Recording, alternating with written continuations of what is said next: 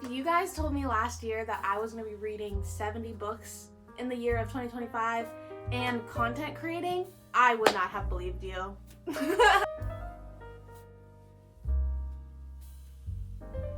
Hi book besties, welcome back to the book club.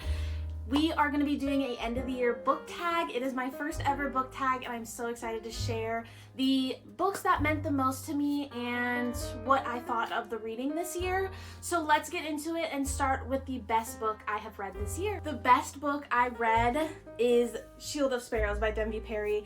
This book consumed me. This book was me for a good whole couple weeks, and I just love the atmospheric feeling that this book gave, the characters that Deveny Perry explored and she introduced in this world, the adventure, the storytelling, the mystery, the banter, everything about this book was wonderful, and this for sure was the best book I read in 2025. The next question, the biggest surprise of the year, is Problematic Summer by Ali Hazelwood. This book took me for a whirlwind. I love Ali Hazelwood's writing. I love her storytelling, and this book felt wonderful to me. It felt like I was in Italy with Maya.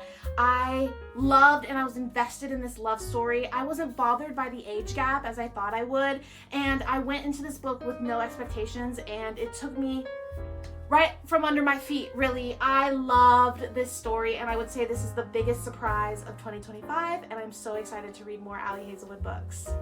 Unfortunately, we do have to talk about the biggest disappointments of 2025, and for me personally, that is The Bloodwing Academy by Briar Bolin and The Lightlark series by Alex Astor. Both of these books just didn't hit for me, and they just didn't live up to the hype for me as well as they did on the book talk community, and I just wasn't connecting with the characters. I wasn't connecting with the story, and that is completely okay, and reading is subjective. But throughout the whole entire year, I would say both of these series definitely disappointed me, and I will not be continuing the series. So we are going to be talking about my new favorite author, and that for sure is Carly Fortune. And I recently discovered her in 2025, and I read One Golden Summer. Her deep emotional writing and her storytelling style is just so empathetic, so beautiful, so magical and magnificent, and I thoroughly enjoy her as an author, and I will be continuing picking up her stories, and I am in love with Carly Fortune and every single story that she has written, and I am excited to continue reading her wonderful magical stories that she has in 2026. Next, we are going to be talking about the books that left the emotional mark on my heart. And for sure, that is going to be the Windy City series by Liz Tomforde and Normal People by Sally Rooney. Both of these books have completely destroyed me, and in the best way possible, in completely different aspects, and I thoroughly enjoy both of these authors. And the Windy City series was a magnificent series with a group of 10 friends that I just can never stop thinking about, and I loved all of their happily ever afters. And Normal People was about love and a love story, a complex love story, and it was just beautifully written, and both of these books were just magnificent in their own separate ways, but really pulled at my heartstrings in the best way possible. The next question is going to be a series that I am excited to continue, or that I finished in 2025. First, I want to highlight the Percy Jackson series. I am rereading that series. I am getting the rest of the series for Christmas, and I am going to be reading 3, 4, and 5 throughout this year, but I am so excited to be rereading and diving back into that world.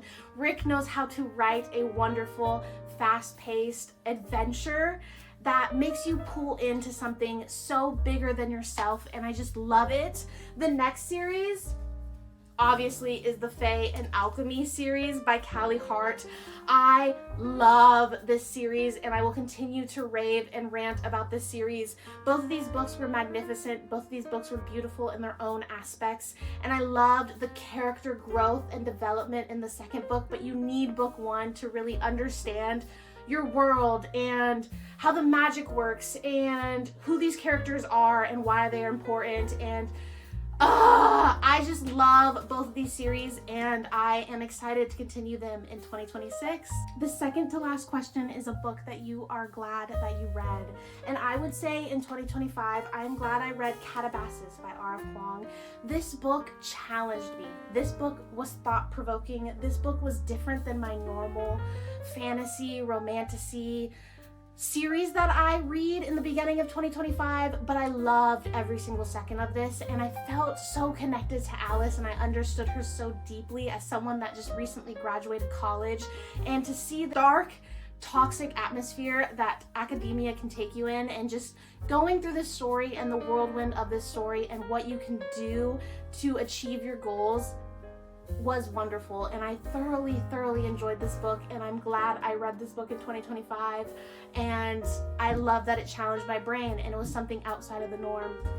Final question I want to leave you guys with is what I have learned throughout 2025 of myself being a reader, being a content creator, and I think is falling in love with reading and mood reading and picking the books that are calling to you in this moment and in this time.